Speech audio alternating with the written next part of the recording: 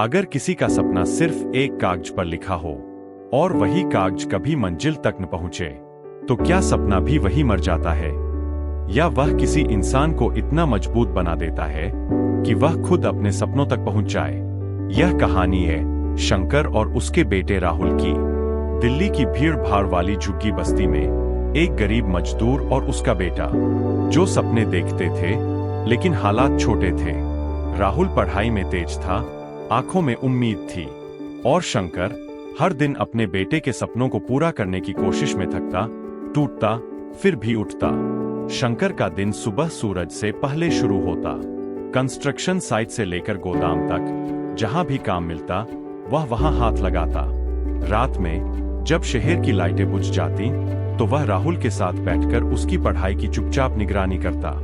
राहुल हमेशा पूछता, बाबा, क्या मैं बड़ा अफसर बन सकता हूं? शंकर मुस्कुराता, लेकिन उसके मन में डर भी होता, क्या मैं इसे पढ़ा पाऊंगा?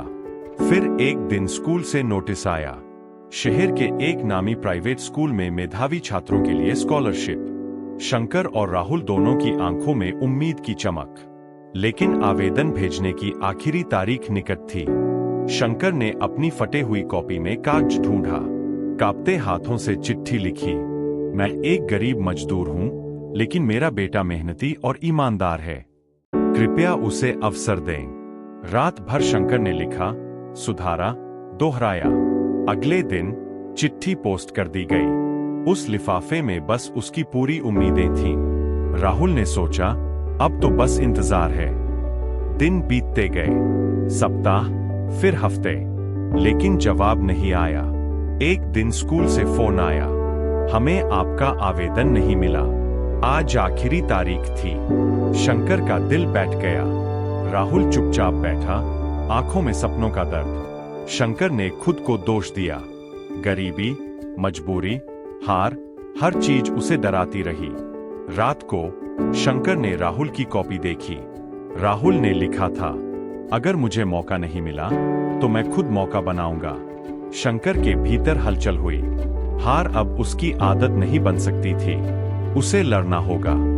अगली सुबह शंकर ने फटे कपड़े पहने, झुकी पीठ सीधी की और सीधे स्कूल का रास्ता लिया। गेट पर गार्ड ने रोका, यहां कैसे आए? शंकर बोला, मैं अपने बेटे का सपना लेने आया हूं, बस एक मौका चाहिए। स्कूल के अधिकारियों से उसने सब कुछ सच सच बता दिया। गरीबी, चिट्ठी, इंतजार और बेटे के सपने। कुछ देर की चुप्पी, फिर उन्होंने इंटरव्यू की अनुमति दे दी। राहुल ने अपनी प्रतिभा, मेहनत और आत्मविश्वास दिखाया, और वह साबित कर दिया कि इरादों की ताकत किसी कागज से भी बड़ी होती है। कुछ दिनों बाद खबर आई, राहुल को पूरी स्कॉलरशिप मिल गई। शंकर की आंखों से आंसू बह निकले।